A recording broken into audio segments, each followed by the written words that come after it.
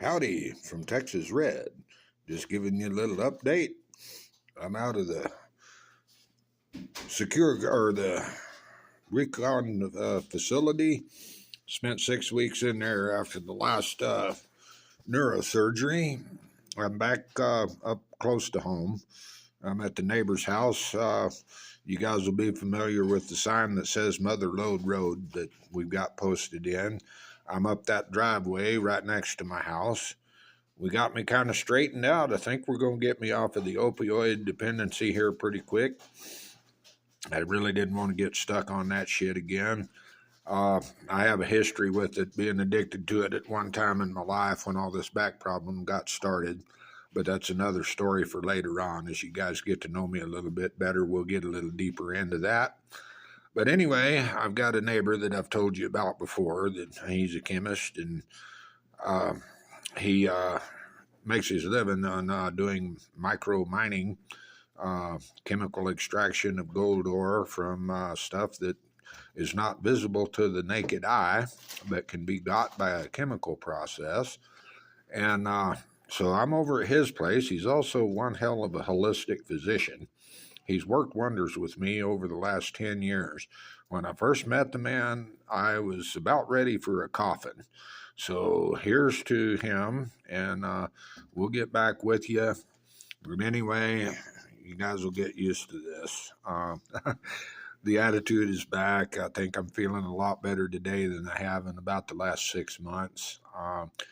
We'll check in with you a little bit later on, let you know what kind of projects we'll get lined up as I get better.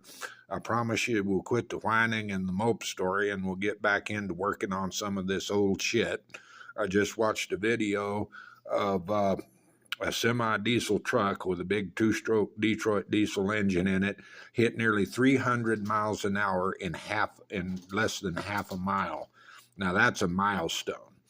My little pipe dream of going to Bonneville is going to be set up with about 1,000 cc motor. We're going to look at a liter displacement, and I'm going to try to run it on a pure hydrogen setup.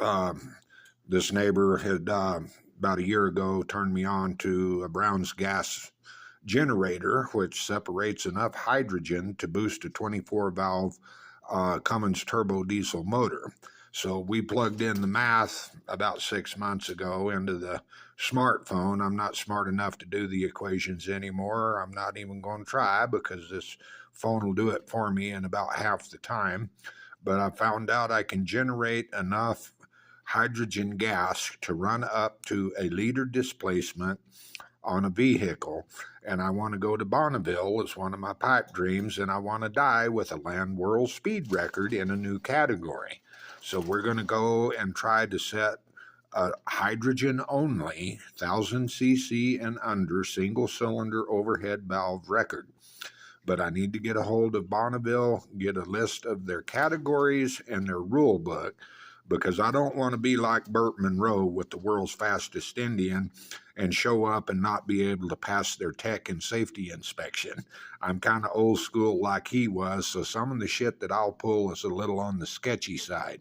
I just want to make the officials happy and everything, to where I don't have to go through all the bureaucratic bullshit that Burt did when he set the land world speed record for motorcycle streamliners back in the early 70s at nearly 300 miles an hour, if the memory serves me, for under a 900 cc displacement. Now that's cooking for a 1927 Indian V-twin Scout. It started out its life at 650 cc displacement. I think he was up to about 800 and some odd, just a little bit shy of 900 cc's when he set that world land speed record. I want a bite of that before I finally kick the bucket and they put me in pushing up daisies. Anyway, we'll talk at you later. This is Texas Red from exit 66 I-40. We'll keep you in touch.